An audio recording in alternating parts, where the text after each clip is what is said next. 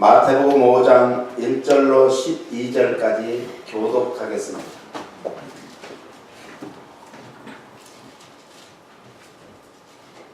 예수께서 무리를 보시고 산에 올라가 앉으시니 제자들이 나온지라. 심령이 가난한 자는 복이 있나니 천국이 저희 것이며 온유한 자는 복이 있나니 저희가 땅을 기업으로 받을 것이며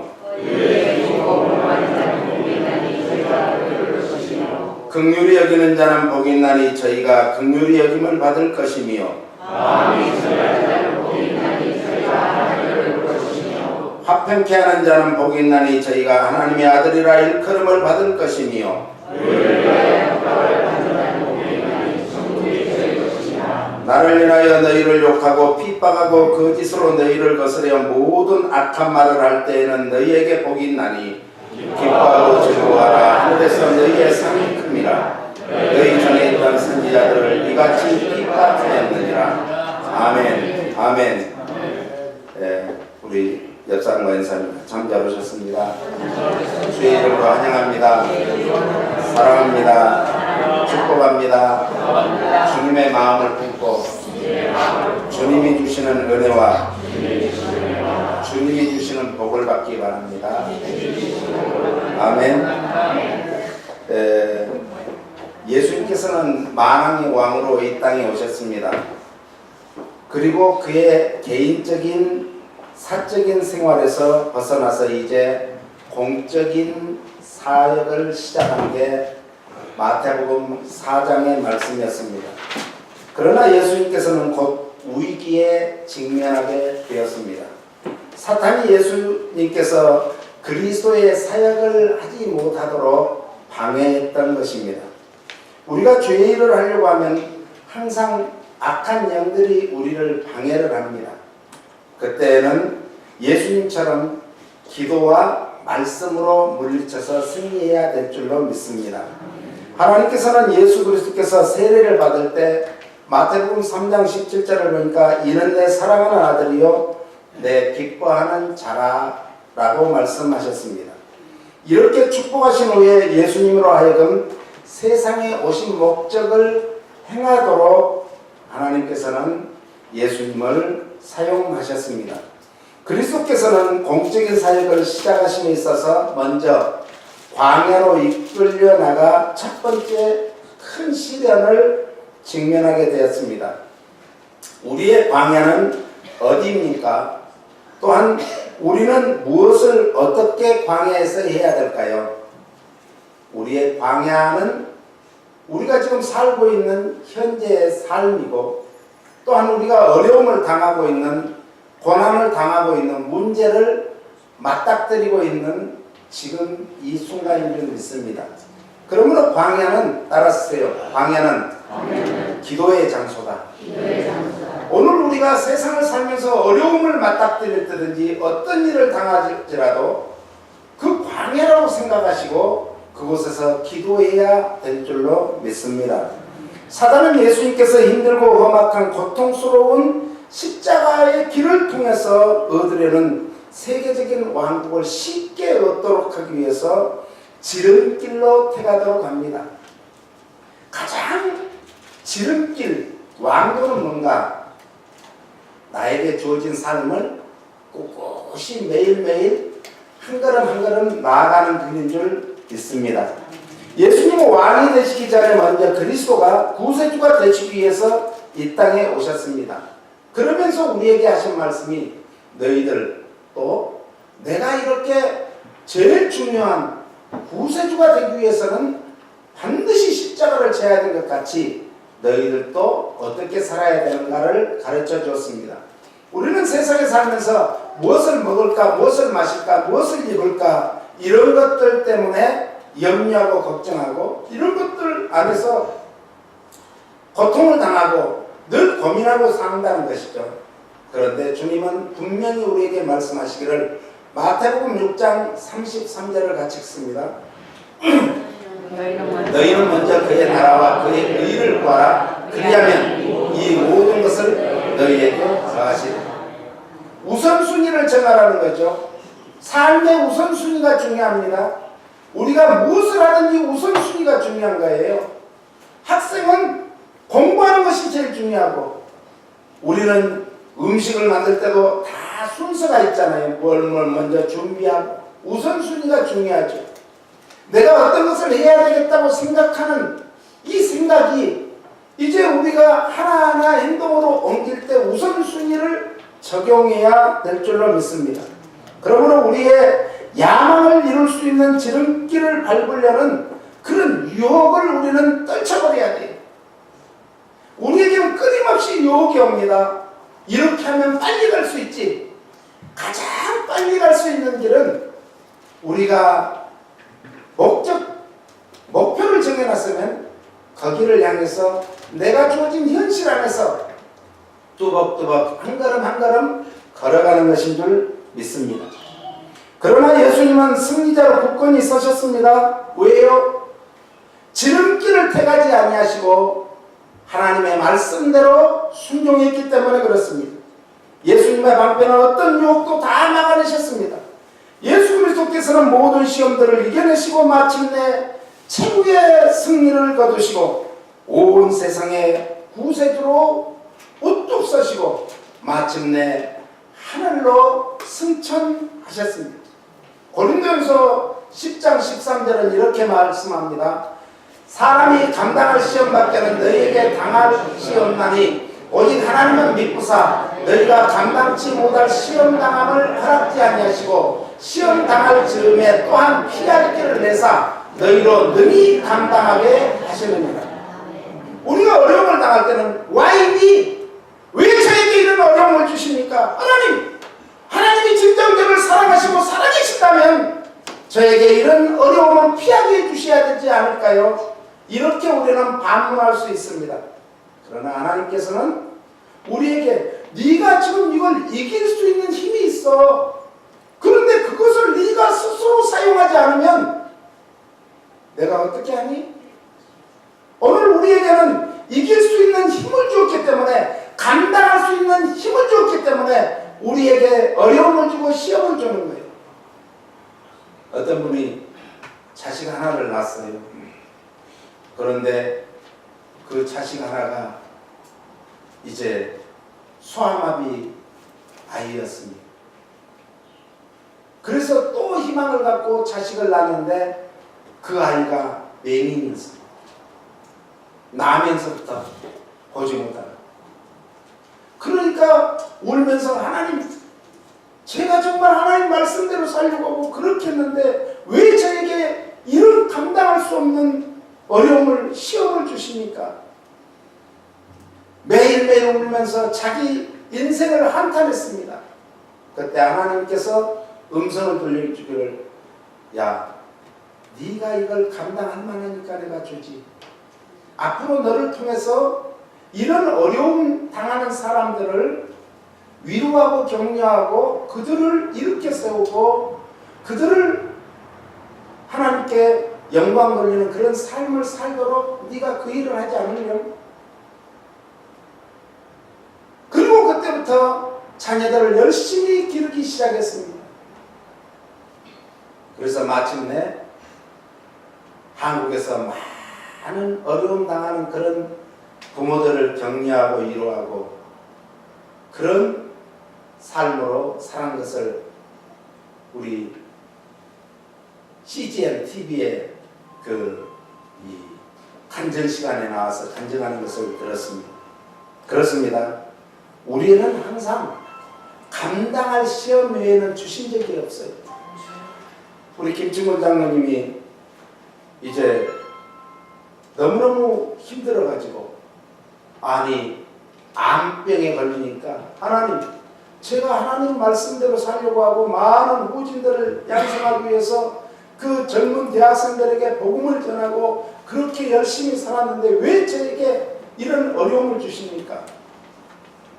그랬더니 하나님께서는 네가 감당할 시험은 충분히 감당할 수 있다. 그리고 지금 얼마나 많은 사람들이 암병에 걸리느냐, 그들을 너를 통해서 위로하고 그들에게도 치유받을 수 있다는 소망을 주기 위해서 그런다. 그래서 장로님이 글을 쓴 게 Why me? 책 제목이 Why me? 그래서 그 책을 읽어보니까 너무너무 힘들 때 하나님의 그 정말 음성을 생각하면서 그 소망을 갖고 이기고 많은 사람들에게, 특별히 젊은이들에게, 우리 한인들만 아니라 흑인 백인 모든 종족을 따라서 그들에게 이제 복음을 전하는 그런 세계적인 인물이 되었습니다. 오늘 모든 세상의 나라에 법이 있습니다. 그래서 로마에 가면 로마법을 따르라. 한국에서 우리가 살던 대로 살면은 미국에 가서 그것이 참 미덕했던 것이 큰 죄가 될 때가 있어요. 여러분들이 잘 아시다시피 한국 사람이 아저씨가 이 아이 고추를 만지면서 정말 맛있게 생겼다 이런 거예요. 그거는 한국에서 그냥 보통, 아니 아줌마들도 봤는데 아저씨가 그런 거 보통 그냥 그랬는데 잡혀 들어갔어요.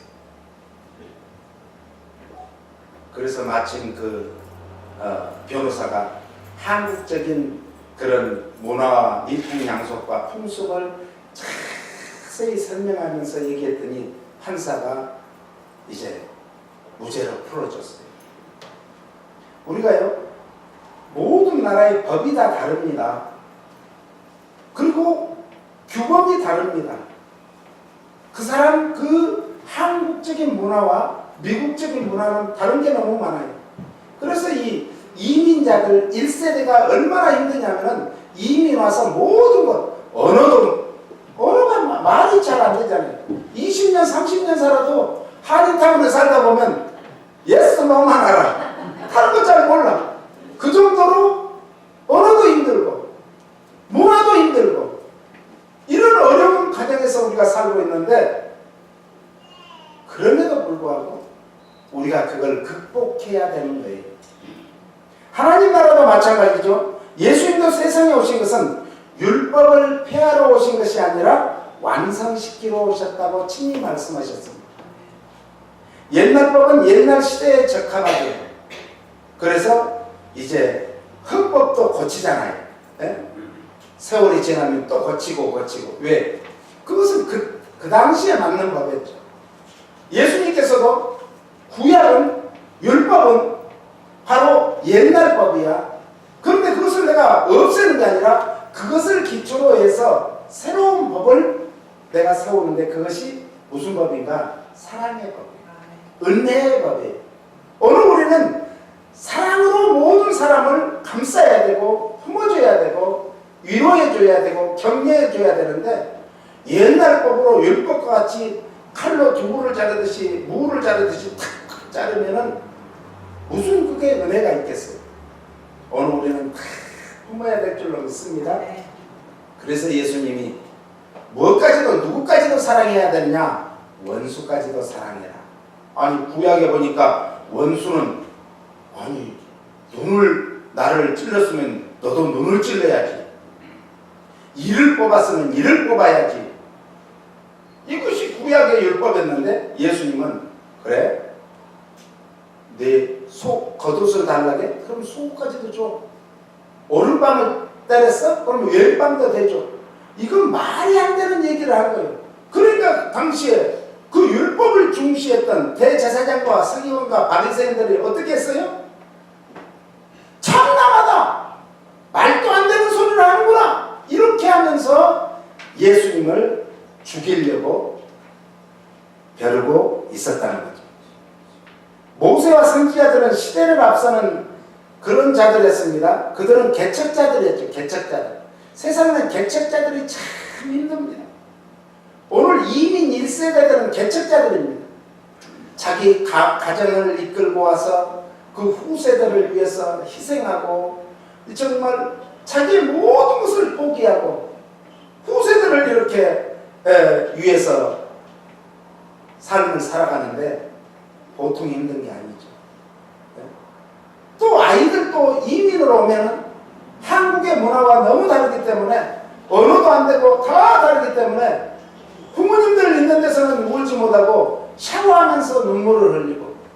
괴로워하는 거죠. 어른들만 그런 게 아니에요. 애들도 마찬가지예요.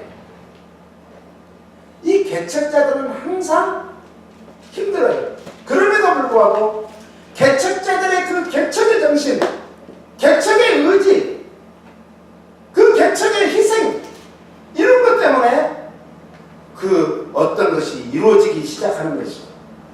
예수님은 예언율법을 파기시키지 않으셨습니다. 예수님은 예언율법을 완전하고 최종적인 것으로 또한 다루지도 않으셨습니다. 예수님은 예언율법을 근본적인 것으로 다뤘죠. 그래서 예수님은 어떤 혁명이나 개혁도 밖으로부터 오는 것은 혁명이나 개혁, 이것은 온전한 것이 아니다. 그래서 예수님께서는 늘 뭘 말씀하셨는가? 마음의 개혁, 마음의 혁명을 말씀하셨어요. 그래서 그 시작부터가 틀린 것이라고 말씀하면서 예수 그리스도께서는 내부로부터, 네 마음으로부터 시작해서 밖으로 퍼져야 된다는 것이, 다시 말하면 선한 생활을 하려면 오로지 선한 마음을 갖는 것이 우선순위다 라는 것이죠. 네가 선한 일을 하고 싶어? 그러면 남에게 보이려고 선한 일을 하려고 하는 게 아니야. 내 마음에서부터 선한 마음으로 출발을 해. 그래서 동기를 중요시 여긴다는 거죠. 주님은 불꽃 같은 눈으로 지금도 우리를 살피시는 줄 믿으시기 바랍니다. 그래서 우리는 우선순위가 중요해요. 세상 사람들은 결과를 가지고 따집니다. 논합니다. 야, 저 사람이 국회의원이 됐다. 저 사람이 돈을 많이 벌었다. 그러면 그 결과를 가지고 하는데 그 사람이 살아온 과정, 예수님께서는 왜 네가 국회의원이 될래? 왜 네가 돈을 많이 벌어야 되니? 왜 그래야 돼요? 우리는 자녀들이 왜 잘 돼야 되죠? 주와 복음을 위해서 쓰임받기 위해서는 높은 사람이 되고 위에 있어야 많은 사람을 거느리게 되고 그 사람들에게 영향력을 끼치게 되는 거예요. 존 맥세일이라는 미국의 3대 정말 이 리더십 교수, 학자인데 이분이 말하기를 리더십이라는 게 뭔지 한마디로 말하면 영향력이다 그랬어요. 예수님께서도 너희가 이 세상을 사는데, 천국 백성으로 사는데, 하나님의 자녀로 사는데 어떻게 사는 것이 세상을 변화시키고 세상에 영향력을 미치는 것인가? 라는 것이 오늘 본문의 말씀입니다. 그래서 우리는 어떤 일을 하든지 내 마음에서 시작할 때 동기가 중요합니다. 내가 왜 일을 해야 되지? 한번 물어보는 거예요. 자기한테 자기 스스로 늘 반문을 해봐야 돼요. 다른 사람이 나에게 뭐라 하느냐, 이게 중요한 게 아니잖아요. 가이사랴 빌립보 지방에 이제 예수님이 지나면서 제자들에게 물었습니다. 사람들이 나를 누구라 하느냐? 지금 예수님의 진정한 질문은 다른 곳에 있습니다. 그러면서 먼 변방부터 얘기를 합니다. 더러는 선지자, 더러는 구약의 대명사, 선지자의 대명사인 에레미야라 합니다. 많은 사람들은 예수님을 선지자로, 랍비로, 선생님으로 그렇게 믿었고 알았습니다. 그런데 예수님은 그게 아니라 예수님은 뭐 하기 위해서 오셨어요? 이 온 인류를 구원하기 위해서 오셨기 때문에 구세주가 되기 위해서 오셨어요. 그러면 너희는 나를 누구로 하느냐? 그때 베드로가 주는 그리스도시요 살아계신 하나님의 아들이십니다. 발령하시거나 네가 복이 있다. 이를 알게 하는 것은 내 혈육이 아니라 하늘에 계신 내 아버지께서 알겠다. 이제 너를 한석이라, 베드로라, 네 위에 교회를 세우리니 이 땅에서 네가 매이면 하늘에서도 매이고 이 땅에서 풀면 하늘에서도 풀리리라 말씀하시면서 천국 열쇠를 주었습니다. 오늘 우리에게 모두에게도 천국 열쇠가 다 들려준 줄 믿습니다. 무엇으로요? 믿음으로. 믿음의 열쇠. 이 천국 열쇠는 누구를 믿느냐? 예수 그리스도입니다. 오늘 천국 열쇠는 바로 예수 그리스도의 그 거룩하신 이름인 줄 믿으시기 바랍니다. 그래서 예수님은 상상에서 하나님 나라의 국법의 왕국의 법을 담고 있는 설교를 하신 내용이 오늘 본문 말씀입니다. 이것을 산상수훈이라 산상보훈이라 산상강화라 이렇게 말씀합니다. 산상수훈이라는 것은 산 위에서 가르치신 교훈의 말씀이라 이런 뜻입니다. 산상보훈이라는 것은 산 위에서 가르치신 가장 보배로운 말씀이다. 이런 산상보훈이라고. 산상강화라는 것은 산에서 이제 말씀하신 설교라 이런 뜻입니다. 이것을 기독교의 대헌장이라 이렇게 부릅니다.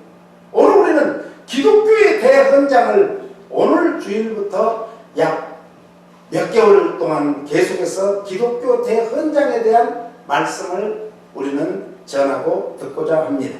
이것이 마태복음 5장 1절로부터 마태복음 7장 29절까지의 말씀, 이것을 산에서 가르치신 말씀이라 그래서 산상보훈이라 수훈이라 산상강화라 이렇게 말씀합니다. 이 산상설교는 무엇으로 가르쳐 있는가? 예수님이 가르치고자 하는 모든 가르침이 압축되어 있어요. 축약되어 있어요. 2000년이 지난 오늘까지도 이 산상수훈은 그 존엄성과 권능이 조금도 상실되지 않았음을 믿으시기 바랍니다. 산상수훈의 가르침은 모든 인간의 가르침보다 뛰어나고 위대한 것입니다. 그러나 세상은 그 가르침이 주는 순수한 이상과 원대한 비전과 요구를 이해하지 못합니다. 왜? 그리스도인이 아닌 크리스찬들이 아닌 성도들이 아닌 사람들도 잘 이해하지 못하지만은 크리스찬인 우리들조차도 이것을 제대로 이해하지 못한다면 우리가 천국 백성으로서의 삶을 온전하게 살 수 없다는 것입니다.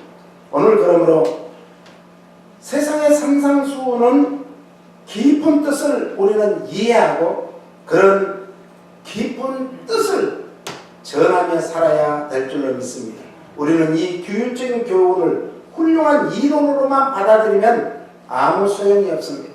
이론이라는 것은 이론으로 그치는 거예요. 논쟁은 논쟁으로만 그치는 거예요.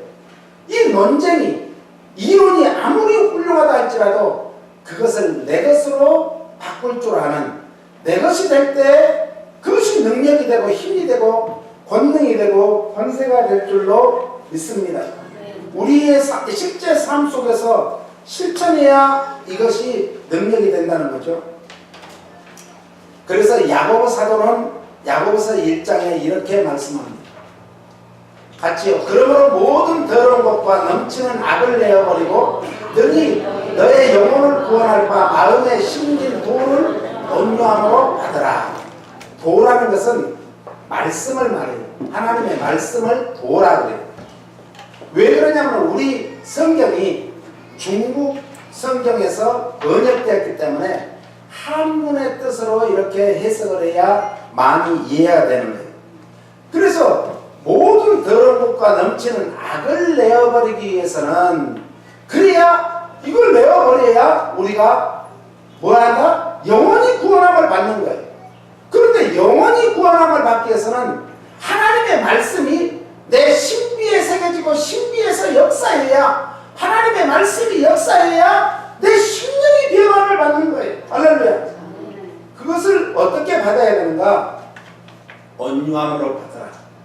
오늘 마태복음 오늘 본문에 나오는 8복은요 예수님의 마음을 풀어놓은 거예요. 우리가 알 수 있도록 한 가지, 두 가지, 세 가지, 네 가지 이렇게 풀어놓은 것이 오늘 마태복음 5장에 나오는 8복의 말씀입니다. 그런데 예수님의 마음은 어떤 마음인가? 나는 마음이 온유하고 겸손하니. 그러니까 하나님의 말씀을 우리가 받아들일 때는 온유하고 겸손한 마음으로 받아야 될 줄로 믿습니다. 그 다음에 너희는 도를 행하는 자가 되고 듣기만 하여 자신을 속이는 자가 되지 말라. 하나님의 말씀을 지켜야죠. 이 말씀을 듣는 자가 복이 있고 읽는 자가 복이 있지만은 이 말씀을 지키는 자, 행하는 자가 복이 있다고 성경은 말씀합니다.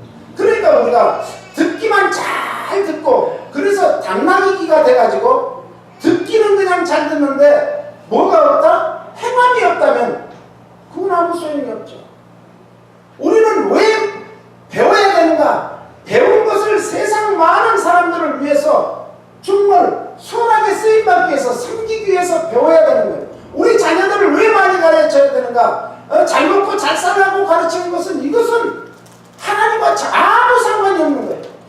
이들이 정말 하나님의 귀한 일꾼이 되어서 많은 사람들을 거느리는 위에만 있는 사람이 돼서 그들에게 선한 영향력, 예수 그리스도의 이 복음의 영향력을 미치는 사람들이 되기 위해서 가르쳐야 되지 않을까요? 사람들은 자기 많이 안다 해서 교만해져가지고 자기 스스로는 쏟고 사는 사람이 얼마나 많아요. 미국의 정말 8선 의원이 또 미국의 어떤 정말 5 의원이 얼마나 자기 자신을 속이면서 다른 사람에게만 잘 보이려고 했는지. 그런데 그것이 세월이 지나다 보니까 모든 것이 헤아려서 다 드러나게 돼 있어요. 잘못도 드러나고 선한 것도 드러나요. 한국에서 이번에 정말 포항 지진이 났는데 일평생 모은 전 재산을 4억이라는 재산을 이 할아버지가 다 헌금을 한 거예요. 그래서 절대 저를 알리지 마세요 그랬는데 알아보니까 이 할아버지는 정말 가난하게 단칸방에서 그 정말 험악하게 살면서 그 4억이라는 큰 돈을 모아서 포항에 이런 어려움을 당하는 사람들을 위해서 귀하게 선하게 써주세요. 얼마나 멋있어요. 그런데 우리나라 아니 세계에서도 알아주는 그런 재벌들은 몇 푼 했어요. 몇 푼. 나 그걸 보고 깜짝 놀란 거예요. 왜 이 사람들이 돈을 많이 버는가? 사회적인 국가적인 기업이 돼야 되는데 자기 가족, 자기 자녀, 자기 사기업이 돼가지고 어떻게 하면 삑땅을 쳐가지고 많은 돈을 정말 그래가지고 빼먹어가지고 그 세금도 안 내고 포탈해가지고 자기들의 배를 채우려고 하는 이런 정말 안타까운 침성과 같은 생각을 가진 사람이 있는가 하면 그 정말 자기 일평생 모은 돈을 자기는 그 돈 가지고 남은 여생에 얼마만큼 편하게 살 수 있음에도 불구하고 그것을 어려움 당하는 그 사람들 사회에 내놓았다는 건 얼마나 아름다운 믿음이에요. 이것이 바로 선한 영향력을 끼치는 살아있는 믿음이 아닐까요? 우리가 그런 삶을 살아야 되지 않을까요? 자기를 속이면 안 되는 거예요. 그 다음에 보세요. 누구든지 도를 행하지 아니하면 그는 거울로 자기의 얼굴을 보는 사람과 같으니. 자기 얼굴을 지금 처음에 봤어요. 안 흐트러졌어요. 그런데 우리가 바람이 불고 뭐가 묻고 이러면은 어느 순간에 흐트러지는 거예요. 처음에 한 번 봤다고 끝나면 안 되죠. 계속해서 자기 정말 외모를 꾸미듯이 우리는 끊임없이 자기를 갖고 가는데 힘써야 되는 거예요. 그 다음에 보세요. 제 자신을 보고 가서 그 모양이 어떤 것을 곧 잊어버리거니와. 자기를 봤으면 그걸로 잊어버리면 안 되죠. 또 그 모습이 흐트러지지 않았는가 확인을 해야 될 거 아니에요. 그 다음에 자유하게 하는 온전한 율법을 들여다보고 있는 자는 듣고 잊어버리는 자가 아니요 실행하는 자니 이 사람이 그 행하는 일에 복을 받으리라. 듣고 하나님의 말씀을 들었다면 잊어버리면 안 되죠. 그 말씀을 붙잡고 한 주간을 오늘 주일날 왜 주일을 지키는 거예요? 주일날 선포되어지는 말씀을 내 것으로 받아들여서 한 주간을 살아가는데 이것이 에너지가 되고 큰 능력이 돼야 되지 않을까요? 그래서 2장 14절에는 이렇게 말씀하죠. 내 형제들아, 만일 사람이 믿음이 있노라고 행함이 없으면 무슨 이익이 있으리요? 그 믿음이 능히 자기를 구원하겠느냐? 행함이 있어야 죽은 믿음이 아니라 산 믿음은, 살아있는 믿음은 믿음이 삶으로 나타나야죠. 믿음 따로 삶 따로가 아니라 믿음이 우리의 삶으로 나타나야 된다는 것이죠. 그 다음에요, 이와 같이 행함이 없는 믿음은 그 자체가 죽은 것이라. 그 다음에 내가 보거니와 믿음이 그의 행함과 함께 일하고 행함으로 믿음이 온전케 되었느니라. 우리가 어떤 일을 하든지 무엇을 해야 돼요? 주의 영광을 위해서 쓰임받아야 될 줄로 믿습니다. 살든지 죽든지 먹든지 마시든지. 왜? 믿음이 있는 사람은 믿음으로 그것이 나타나게 되어야 된다는 거죠. 이것이 행함으로 믿음이 온전케 된다는 거예요. 오늘 우리의 이 산상수훈의 말씀을 우리 생활 가운데, 우리는 삶 가운데 이것을 적용해야 되지 않을까요? 아무리 많은 학문을 배웠다 할지라도 그것이 적용되어지지 않는 학문은 뭐가 돼요?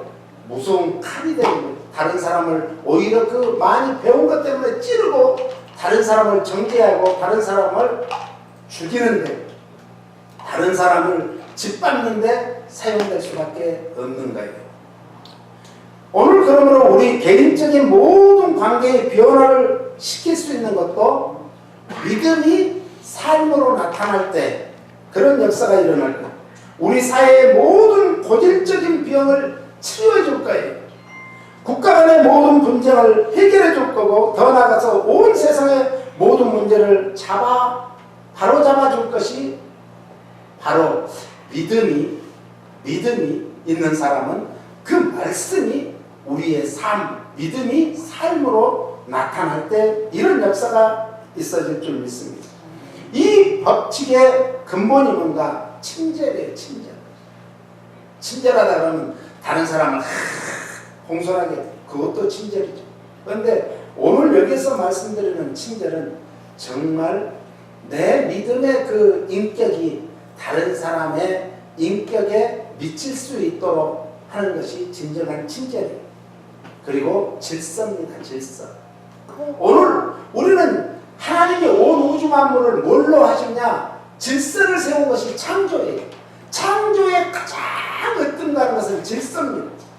온 우주 만물이 어떻게 됐다고요? 뒤죽박죽 되었다, 혼돈되었다는 것은 우리말로 뒤죽박죽 되었다. 뒤죽박죽 된 것은 깜깜한 데서는 알 수가 없기 때문에 하나님이 맨 첫 번째 만든 것이 뭐예요?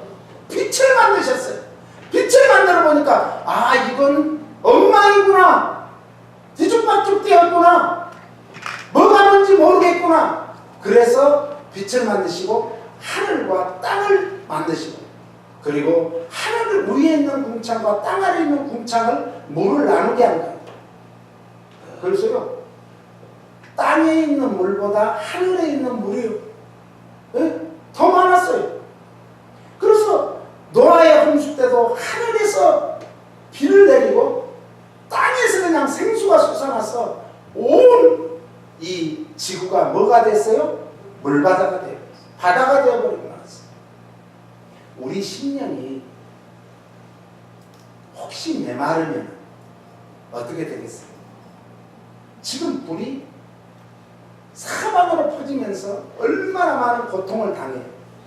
우리가 지난 그냥 수요일도 금요일도 계속해서 우리가 합심해서 기도했잖아요. 네? 비를 내려주고 불을 꺼달라. 왜? 나에게 당장 다친 것은 아니지만 그곳에 계시는 분들이 얼마나 가슴 아파하고 일평생 일군 그 귀한 재산을 정말 잿더미로 날릴 수는 없잖아요. 기도했습니다. 그렇습니다. 오늘 세상에 내가 믿음이 있노라면 그 믿음을 보여주세요. 보여주세요.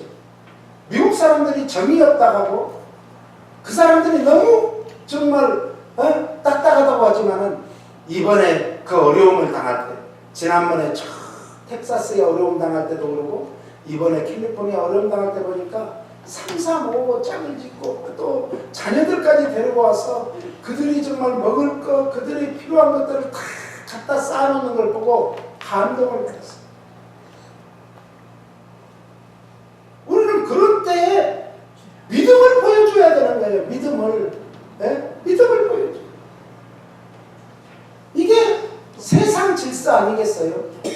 그리고 오늘 산상수훈은 최고의 윤리와 최고의 도덕의 법을 말씀해주고 있습니다. 그때는 세상법이 없는 대신 사랑의 법, 은혜의 법이 세상을 움직이게 될 줄로 믿습니다. 산상수훈에는 10가지의 특징이 있는데 예수님께서 제정해 주신 새로운 법, 이것이 산상수훈입니다. 옛날 법, 율법이 아니라 새로운 법은 무슨 법이라고요? 사랑의 법, 은혜의 법입니다. 옆 사람이 사랑하며 사십시다. 은혜롭게 사십시다. 네. 그리고 구약보다 율법보다 더 높은 법을 우리 주님은 제정하신 것이 산상수훈입니다. 그리고 내적인 의를 강조한 것이죠. 그것이 팔복입니다. 왜 그러냐면 당시의 문화적인 것은 밖으로 보여주기식이었어요. 그래서 결국은 이제 천주교도 보여주기식을 하다가 종교개혁에 부딪히게 되는 거죠. 우리 한국 사람들도 보여주기를 좋아해요. 그게 나쁘다는 건 아니에요. 그런데 보여준 만큼 네가 그 사회에, 그 국가에, 그 정말 공동체 안에서 그런 삶을 좀 살아라. 내면적인 것을 보여주라는 것이죠. 그래서 행위보다 결과, 동기를 중요시하는 것이 오늘 산상수훈의 말씀입니다. 세상은 행위를 강조하고 결과를 강조하지만 주님은 마음 중심을 살핀다고 주님은 친히 말씀하셨습니다. 그리고 적극적인 사랑의 실천을 강조합니다. 말과 혀로만 사랑하지 말고 어떻게 하라고요? 행함과 진실함으로 행하자. 할렐루야. 우리는 말과 립서비스 좋은 것입니다. 립서비스 해야 됩니다. 그런데 립서비스보다 더 중요한 것은 그것이 삶으로 나타나지고 손으로 보여줘야죠. 섬겨야죠. 그래서 예수님은 나는 섬김을 받으러 온 것이 아니라 도리어 섬기려 하고 많은 사람을 위해서 대속물로 주려 함이라고 말씀하셨습니다. 외식적인 행위를 금했습니다. 그래서 겉으로 사랑이 아닌 진실한 사랑, 더 나아가서 이 세상 것이 아닌 천국의 상급을 위해서 살라는 거예요. 따라서 구원은 믿음으로 말미암고, 구원은 우리가 예수 그리스도의 십자가의 보혈을 믿을 때 그 보혈이 우리를 씻겨주셔서 우리 모든 죄를 씻어서 우리가 구원을 받습니다. 그러나 상급은, 축복은 행함이 있을 때 받는 거예요. 금년에 우리가 각 목장에서 우리 성도들을 섬깁시다. 그래서 한 달에서 한 달 반, 2달에 한 번 정도 이렇게 섬기게 했어요. 그런데 다 우리 2조 음식이 맛있다고 거기다 다 맡긴 거예요. 이거는 아니죠. 왜 그렇게 했는가? 복 받으라고 했는데 복을 그냥 2조에다 다 줘. 2조에다 다 줘. 왜 그래요? 내가 복을 받아야지. 할렐루야. 섬겨야 복을 받는 거예요. 행함이 있어야 복을 받는 거예요. 그래서 이번 크리스마스 때는 어떻게 하자고요? 성탄절에는 각 목장에서 한 가지씩 해오세요.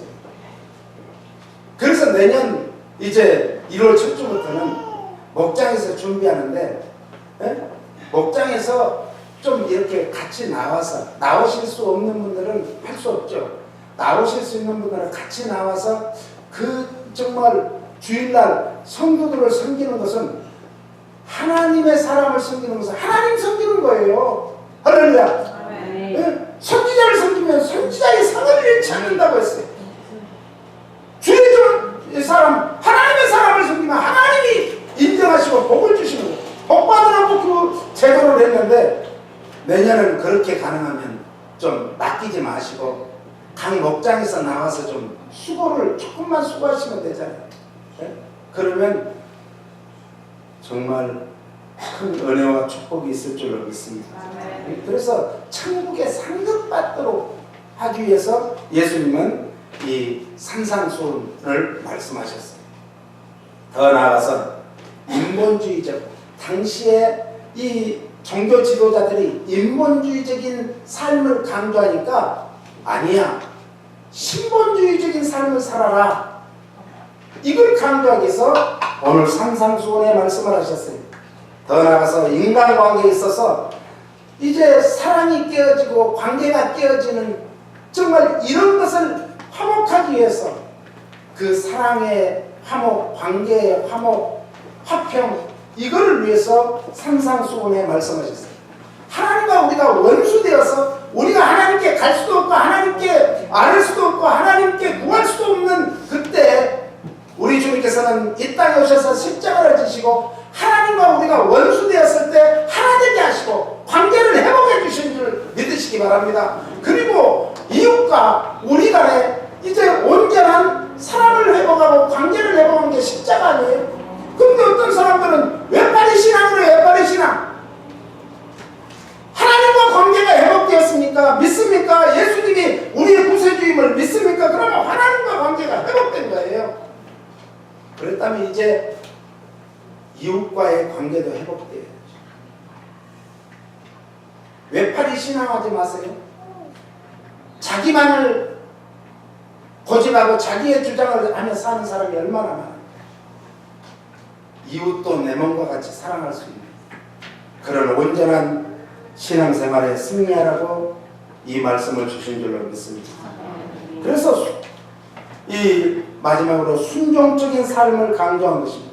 말씀에 순종하기보다는 당시에는, 예수님 당시에 이 대제사장들이나 서기관들, 바리새인들 이런 사람들이 말씀에 순종하기보다는 자기들이 정해놓은 제도에 순종하라고 말하는 거예요. 제도에 순종하는 것이 아니라 하나님의 기록된 말씀에 순종해야 될 줄로 믿습니다. 그걸 강조하기 위해서 산상수훈의 말씀을 해 주신 줄로 믿습니다. 그러므로 산상수훈을 지키기 위해서는 인간의 힘으로나 능력으로 노력으로 이 교훈을 따를 수 없음을 우리는 깨닫고 전적으로 하나님을 의지하고 하나님의 은총을 간구하시기를 바랍니다. 구하시기를 바랍니다. 그러면 성령님이 우리에게 할 수 있는 힘을 주시는 거예요. 그래서 그 성령의 놀라운 능력으로 산상수훈의 삶을 살으시고 주님께서 주시는 은혜와 축복을 받으시기를 예수님 이름으로 축복합니다. 우리가 잠깐 기도하는데 그렇습니다. 저는 말로만